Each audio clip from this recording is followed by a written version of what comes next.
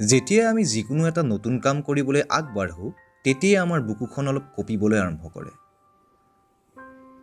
উদাহৰণস্বৰূপে, যেতিয়া এজন ষ্টুডেণ্টে জীৱনত প্ৰথমবাৰৰ বাবে জব ইণ্টাৰভিউৰ কাৰণে যায়, যেতিয়া এজন শিক্ষকে প্ৰথমবাৰৰ বাবে ছাত্ৰ ছাত্ৰীক পঢ়াবলৈ যায়, যেতিয়া এজন ব্যক্তি ছেমিনাৰ দিবলৈ যায়, যেতিয়া এজন ল'ৰাই এজনী ছোৱালীক প্ৰথমবাৰ লগ কৰিবলৈ যায়, তেতিয়া এই বুকুৰ ঢিপঢিপনি প্ৰায়ে বঢ়া দেখা যায়। এই বুকুৰ ঢিপঢিপনিয়েই হৈছে আমাৰ নাৰ্ভাছনেছ। বহু ক্ষেত্ৰত মানুহ কেতিয়াবা ইমান বেছি নাৰ্ভাছ হৈ যায় যে ইয়াৰ ফলত মানুহজনে শুদ্ধ ডিচিশ্যন ল'ব নোৱাৰা হৈ পৰে। সেই সময়ত যিকোনো এজন মানুহে নিজৰ ভিতৰত থকা প্ৰতিভা উলিয়াই আনিব নোৱাৰে। তেখেতে ভয় খাই যায়। মানুহে কি ভাবিব বুলি নাৰ্ভাছ হৈ পৰে। এনেকুৱা বহু লোক আছে যিসকলৰ পৰীক্ষাৰ প্ৰতি ভয় লাগে।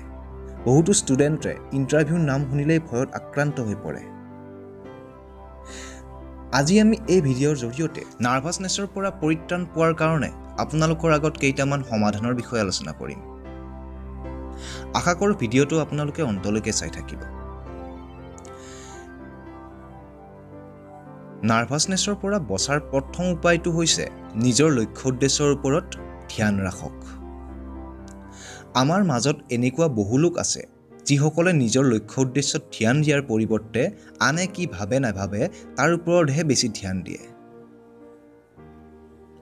যদি মই বিফল হওঁ তেন্তে মানুহে কি ভাবিব? যদি মই মোৰ ব্যৱসায়ত বিফল হওঁ তেন্তে মানুহে কি ভাবিব? এই ধৰণৰ চিন্তাবিলাকেই আমাক বেছিকৈ নাৰ্ভাছ কৰে।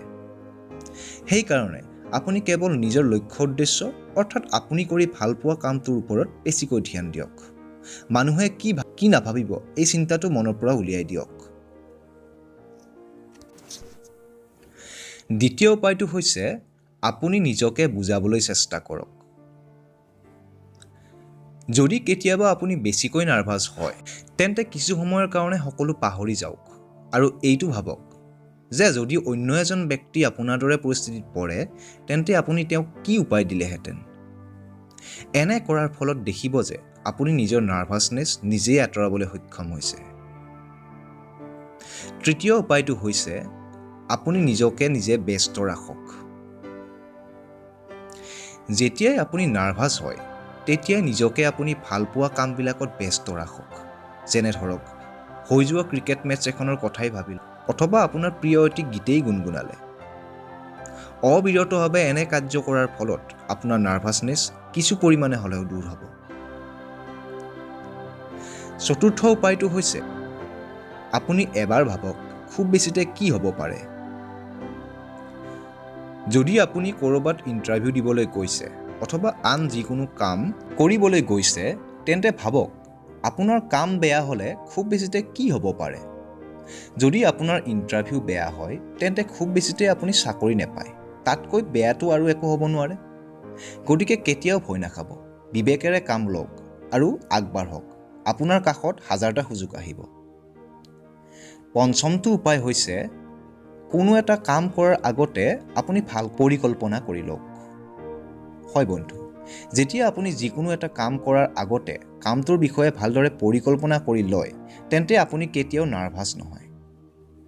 ইণ্টাৰভিউৰ আগতে আপুনি ভালদৰে প্ৰিপেয়াৰেশ্যন কৰি লওক। কোম্পানীটোৰ বিষয়ে ভালদৰে অধ্যয়ন কৰক। যদি আপুনি পৰীক্ষা দিবলৈ যায় তেন্তে ভালদৰে প্ৰিপেয়াৰেশ্যন কৰি যাওক। বহু ক্ষেত্ৰতেই দেখা যায় যে আমি নাৰ্ভাছ তেতিয়াই হওঁ যেতিয়া আমি পৰিকল্পনা অবিহনে কোনো কাম কৰিবলৈ আগবাঢ়ি যাওঁ। ষষ্ঠ সমাধানটো হৈছে যিকোনো কথা আপুনি ইতিবাচক হৈ চিন্তা কৰক। মানুহে প্ৰায়ে এইবোৰ কথা ভাবি নাৰ্ভাছ হয় যে যদি মই ভালদৰে প্ৰজেক্ট প্ৰেজেণ্টেশ্যন দিব নোৱাৰোঁ তেন্তে কি হ'ব? যদি মই পৰীক্ষাত ফেইল কৰোঁ তেন্তে কি হ'ব? যদি মই ইণ্টাৰভিউত চিলেক্ট নহওঁ তেন্তে কি হ'ব? এইবোৰ চিন্তা কৰাৰ পৰিৱৰ্তে আপুনি এইটো ভাবক যে মই কেনেদৰে ইণ্টাৰভিউত চিলেক্ট হ'ব পাৰোঁ, কেনেদৰে মই এজন ভাল ব্যৱসায়িক হ'ব পাৰিম, কেনেদৰে মই পৰীক্ষাত ভাল নম্বৰ পাব পাৰোঁ। সদায় ইতিবাচক চিন্তা কৰক। দেখিব যে আপুনি সোনকালে সফল হৈ যাব। ফ্ৰেণ্ডছ, ভিডিঅ'টো চাই বাৰু আপুনি কেনে পালে কমেণ্ট যোগে নিশ্চয় জনাব। যদি এই কাহিনীটোৱে আপোনাক কিছু প্ৰেৰণা দিবলৈ সক্ষম হোৱা বুলি ভাবিছে তেন্তে অনুগ্ৰহ কৰি ভিডিঅ'টো লাইক কৰক, লগতে চেনেলটো ছাবস্ক্ৰাইব কৰক আৰু কাষত থকা ন'টিফিকেশ্যন বেলটোও প্ৰেছ কৰিবলৈ নাপাহৰিব। ধন্যবাদ।